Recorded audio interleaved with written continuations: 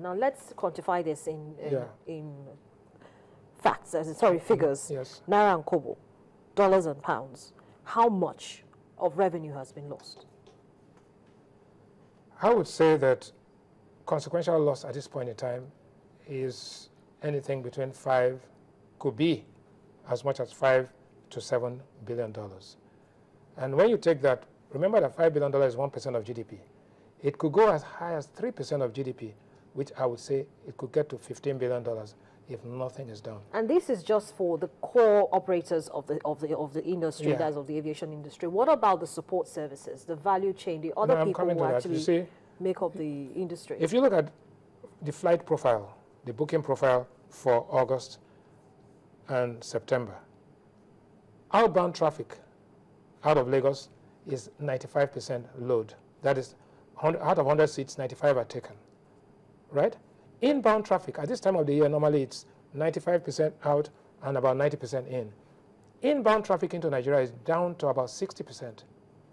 That means people are going out and less people are coming in. One, hotel occupancy is down by almost 25 to 30% because people are canceling out. Some schools have gone on indefinite vacation, right? So you take hospitality, you take aviation, and you take road transportation across the border, and take trading. Not only that, because people are afraid to go to public gatherings and all of that, they are reducing that. We have 5 types of ceremonies, right? There's birth, there's childbirth, there's naming, there's wedding, there's birthday, and there's funerals. The funeral business is over because the fact that funerals are a potent source of transmission. So the funeral parlors are over because people are going to cremation and you cannot even move bodies across the state. So that business is totally impacted.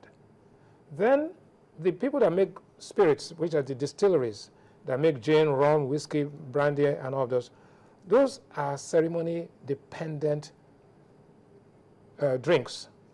I mean, people still drink whiskey and all of that, but the reality is that that business is seriously impacted because the ceremonies have reduced and people are attending less.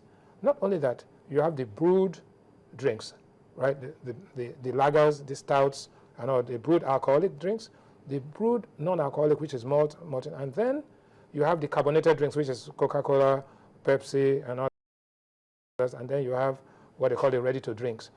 All of these businesses are being impacted.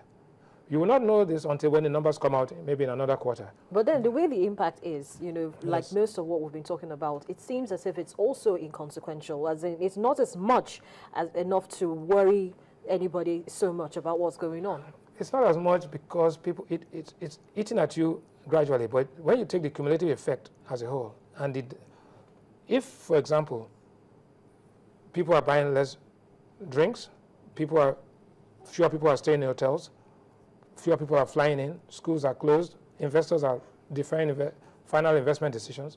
Before you know it, this drops, or let me call it, these crumbs will become lumps, right? And so you got to measure it, and that's why Moody's says, and others are now beginning to say, it has consequences.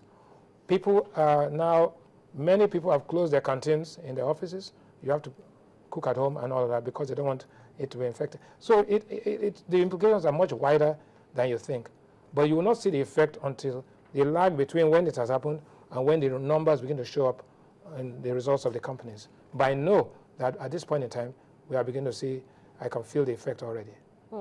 Let's talk more about those minimal impact sectors. You talked about telecommunications, you said petroleum, and you said power. Why do you say those are minimal impact sectors? As a matter of fact, telecommunication is in a boom because people who refuse to go to meet one another are now using making calls and using conference calling. People who didn't want to come into Nigeria are now saying, let's have a conference call, right? Video conferencing and all of that. So as a matter of fact, that's a sector that will benefit. The other sector that is benefiting, those who are importing sanitizers and doing all sorts of taking advantage of this whole thing. So there are some sectors that are benefiting. But when you do a cost-benefit analysis on an aggregate basis, you'll find that what we are losing or what we stand to lose is more than what we stand to benefit. But coming back to the oil sector is an enclave economy. Less than 0.5% of the population work, and they're on the rigs. They can be isolated, right? They're not affected, right? So I do not expect any reduction in oil production, or oil production as it is already at 1.9 million barrels. If we have a loss in that, that will be significant. So we don't expect that to happen. We don't expect it to affect our capacity to earn foreign exchange. However, but remember that the farmers have to export their cocoa and others. Now, that is an area where there's an effect. And cross-border trade, there is a significant amount of smuggling that takes place, both positive and negative, in and out. People are afraid to go across the border because they don't. Thank you, Harriet. So now let's talk about the direct implication this virus has on the economic implication it has on the state. Lagos is the host community, not the host for the Ebola virus. So what is Lagos? Lagos has 3 dimensions. Lagos is a metropolis, which is a city. It's a state, but it's also as big as a country. It is estimated its population anywhere between 15 and 22 million, right? But the Lagos GDP is almost twice the size, if you add the informal economy, of that of Kenya. It's more than those 3 countries put together, is 3%. So those countries put together is less than, about 20% less than 20% of the Lagos economy. So I want you to see Lagos in the context as a nation, as a metropolis, as well as a state. Now, how is Lagos affected? Lagos is a travel hub. There are 33 airlines that are coming to Lagos every week. Okay? Lagos is a trade hub because both formal and informal trade, marine trade, aeronautic trade, as well as physical trade, right? Lagos is also a financial hub. So financial hub, trade hub, travel hub. So it's important. It's a Dubai in the making. Therefore, anything that affects the confidence of the city of Lagos affects the confidence of the Nigerian economy. And now, what has happened? The point is that gradually, there's been an attempt to restore confidence. They say better late than never. So we responded in July rather than in March. I was in the Ivory Coast in June, and they were already prepared. They have a common boundary with Liberia, but there's been no case reported because they were prepared. So, as usual, Nigeria was in denial, did not want to accept the fact that it's possible, even though we know that you can travel within West Africa without visas. So now we have the situation. What has been done? The Lagos State has been very aggressive in managing, putting out information, creating awareness, and having the isolation centers. But it's not over. It's not yet Uhuru. To announce that because 5 people were discharged means that we're out of the woods, no.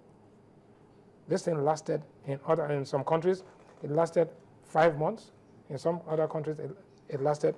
This thing was in Zaire, Democratic Republic of Congo and all of that. So it's a big city. There are a lot of people moving around. And I think so far it has been managed. But the economic consequences in Lagos, if inbound load factors are down to 60% instead of 90%, if hotel occupancy is down by over 30% to an average around 45, 50, traffic to restaurants and eateries are down. Celebration, this is a merrymaking city. Lagos is a merrymaking city. And once the merrymaking business is down, I told you about the 5 ceremonies from birth, childbirth, child naming, birthdays, weddings, and burials, right? I can tell you categorically that at least 20% of that business is beginning to hemorrhage.